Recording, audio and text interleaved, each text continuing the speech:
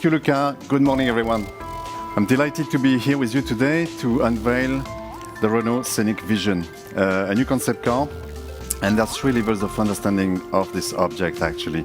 The exterior design is a teasing of a future production car, which we will launch in 2024. The interior is looking further into the future about how the cockpits could evolve according to the evolution of the experiences and what people will want to do on board. And the energy we use for this concept car is a mix of electric and hydrogen, hence exploring the possible energies for the future. As a company, we need to be ready and explore all possibles for personal cars as well. So about the exterior design of this car, again, it's a teasing of a production car, and what we want to do with the Renault design DNA, design language, is keep the historical values of the brand with very generous, soft, nice surfacing, together with more high-tech, technological, chiseled details, like the front lights, for instance, the grills, or some of the sharper lines on the car. About the interior, what's interesting beyond the architecture and the aesthetics of the interior is the approach we had on three topics: sustainable, safe, and inclusive mobility. So let's step into the car and discuss and detail all those notions. First, we were looking at recycled and recyclable materials. Of course, we push that as far as we can, and there's 70% recycled materials in this concept car. Even 100 if I just look at what I can see from there. The seats, for example, what you want to do is push even one step further the recyclability of things. You want to anticipate that it's going to be easy to do. And the seat, for instance, the foam, the fabric, and even the stitching is made of the same material, polyester, so it's much easier to recycle than if it was different, various materials. The pigments we use on this car, actually it's a very black and white car, as you can see, and we use a black pigment coming from the extraction of CO2 in the atmosphere. It creates a dark grey powder that we use for this, but other than this, there's no pigments whatsoever.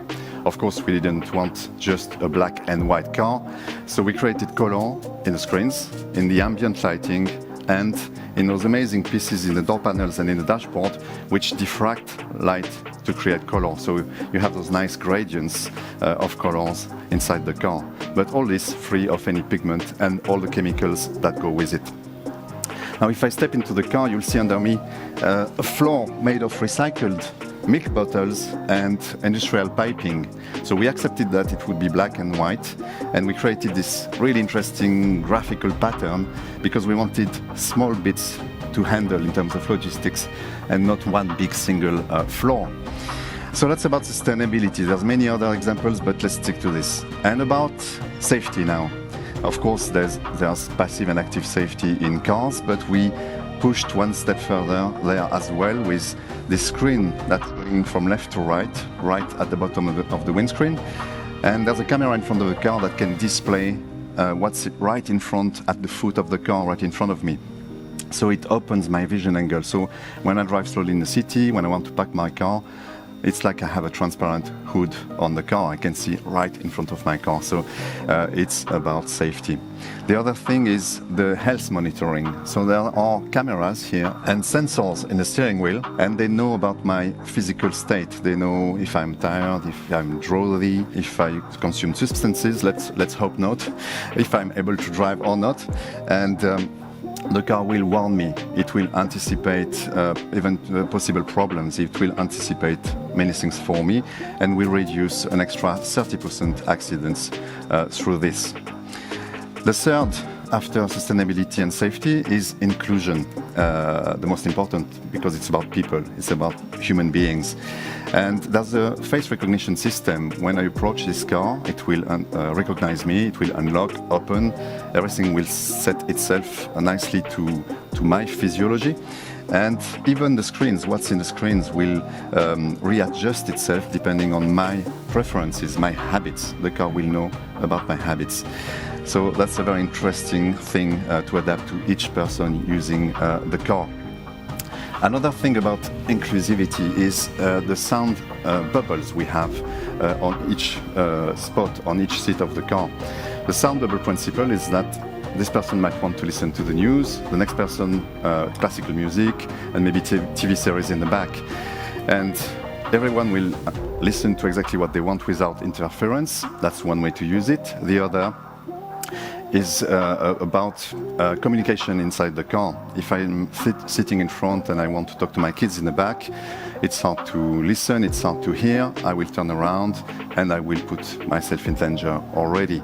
So capturing the voice here and transmitting it into the back very quietly, very nicely, as if we were speaking naturally, is very nice for a cockpit, but it's also about safety. So that's about safety, inclusivity, and sustainability.